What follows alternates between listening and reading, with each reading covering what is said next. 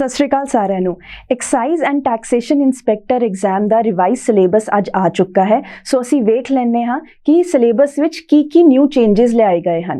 सब तो पहला जे असी पैटर्न की गल करिए तो पहला ये पेपर 120 मार्क्स का सी, जिस विच 120 ही क्वेश्चन हुंदे सन, बट हुण मार्क्स रिड्यूस करके ये पेपर 100 मार्क्स का कर दिता गया है, जिस विच 100 ही क्वेश्चन होणगे। जे असी टाइम ड्यूरेशन की गल करिए तो पहला ये पेपर 2 घंटे का सी, बट हुण टाइम ड्यूरेशन वधा दिती गई है तो ये पेपर हुण 2.5 घंटे का होया करेगा। पर ये क्यों? क्योंकि हुण तुहाडे ये सिंगल एग्जाम विच 2 पार्ट्स होंगे, पार्ट ए ते पार्ट बी। पार्ट ए होएगा तुहाडा पंजाबी क्वालीफाइंग एग्जाम, जो कि पंजाब सरकार ने हुण ग्रुप सी ते ग्रुप डी दी पोस्ट लई कंपलसरी कर दिता है। ये पेपर 50 मार्क्स का होएगा ते इस विच तुहानू 25 मार्क्स लियाने लाजमी हैं।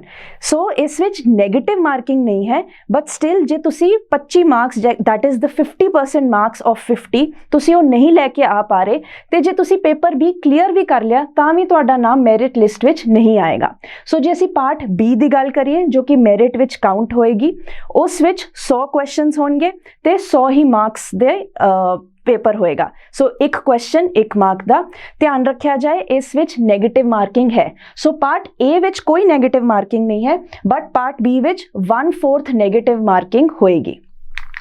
हुण जे असी पार्ट ए सिलेबस की गल करिए, जो पंजाबी क्वालीफाइंग एग्जाम है, उस विच अराउंड 14 टॉपिक्स हैं, जिस विच साडे कोल सारे गुरुआं दियां जीवनियां ते रचनावां हैं। विरोधार्थिक शब्द, समानार्थिक शब्द, मुहावरे, अखाण, शब्दां दे भेद, अगेतर पिछेतर, वचन बदलो, लिंग बदलो, विश्राम चिन्ह, शब्दां या वाकां नूं शुद्ध करके लिखना, अंग्रेजी शब्दां दा पंजाबी विच शुद्ध रूप, अंकां, महीने, दिनां दा शुद्ध पंजाबी रूप, पंजाबी भाषा नाल संबंधित प्रश्न, पंजाब दे इतिहास नाल संबंधित प्रश्न अते पंजाब दे सभ्याचार नाल संबंधित प्रश्न इस पेपर विच पूछे जाणगे।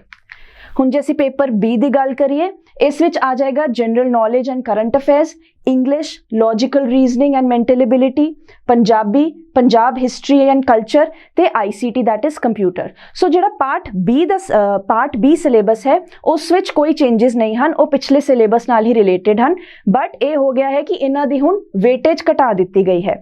डिटेल्ड जिहड़ी नोटिफिकेशन है सिलेबस दी, डिटेल्ड सिलेबस असीं अपने पिंड कमेंट्स विच भी पा रहे हाँ। सो वी रियली होप कि तुसीं अपनी पढ़ाई कर रहे हो, अपनी तैयारी कर रहे हो, तो जिस दी तैयारी हो गई है वो रेगुलरली MCQs ते मॉक प्रैक्टिस कर रहे हैं। धन्यवाद।